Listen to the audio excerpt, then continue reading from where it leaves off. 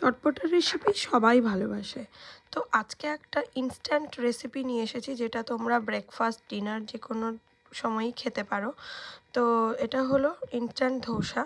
তো মুসুর ডাল দেখো আমি নিয়ে নিয়েছি প্রথমেই, আর বিট আর একটু আদা। তো প্রথমে বিট আর আদাকে একটু গ্রেট করে নেবো, আর মুসুর ডালকে আমি প্রথমেই ভিজিয়ে রেখে দিয়েছি। অল্প কিছুক্ষণের জন্য ভিজিয়ে রাখলেই হবে। আর আদাগুলো তোমরা এভাবে গ্রাইন্ড করেও দিতে পারো, কুচি কুচি করেও দিতে পারো। সাথে রইলো একটা কাঁচা লঙ্কা, আমি একটু ঝাল কম খাই তাই একটু একটাই দিয়েছি, তোমরা তোমাদের স্বাদ অনুসারে দিতে পারো। সাথে ওটস নিয়ে নিলাম। ওটসটা ভেজানোর কোনো দরকার নেই, সঙ্গে সঙ্গে দিয়ে দিলেই হবে। এগুলো সব একসাথে নিয়ে আদা, লঙ্কা আর ওটস, মুসুর ডাল আর বিটটা একসাথে নিয়ে, বিটটা দিয়েছি অপশনাল, বিটটা দিয়েছি কালারের জন্য, আমার খুব ভালো লাগে এই কালারটা, পিঙ্ক পিঙ্ক। তো এর সাথে নিয়ে একসাথে ব্লেন্ড করে নিয়েছি, তার সঙ্গে একটু নুন মেশালাম। আর এর সঙ্গে যে চাটনিটা বানাবো সেই চাটনিটার জন্য আমি এটা একটু রেখে দিলাম ব্যাটারটা তৈরি করে। চাটনিটার জন্য আমি নিয়ে নিলাম সাথে তোমার পুদিনা পাতা, ধনে পাতা আর পুদিনা নাটস। তো তোমরা আর লঙ্কা নিয়েছি, তো তোমরা এমনি নাটসও নিতে পারো, পিনাট।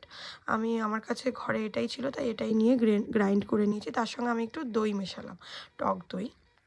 আর তার সাথে জিরে গুঁড়ো আর তারপর নানান রকম চাট মশলা তোমরা ইউজ করতে পারো। তো আমি নুন, জিরে গুঁড়ো, চাট মশলা আর একটা তোমার ব্ল্যাক পেপার ইউজ করেছি।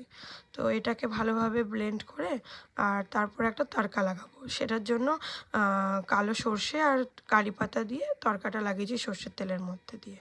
তো এবার যে ব্যাটারটা তৈরি করে রেখেছিলাম সেটা দিয়েই আমি করে নিচ্ছি। দেখো প্রথমে ধোসা বানানোর জন্য যেমন প্যানটাকে একটু জল দিয়ে হিট করে নিয়ে, জল ছিটিয়ে তার সেটাকে মুছে নিয়ে তার ওপরে প্যানটা রেডি করে এই ব্যাটারটা দিয়ে দেবে, ওপরে একটু ঘি ছড়িয়ে বাস এটাকে উল্টে পাল্টে একবার উল্টালেই এটা হয়ে যাবে। তো চলো, ইনস্ট্যান্ট ধোসা রেডি তোমাদের জন্য।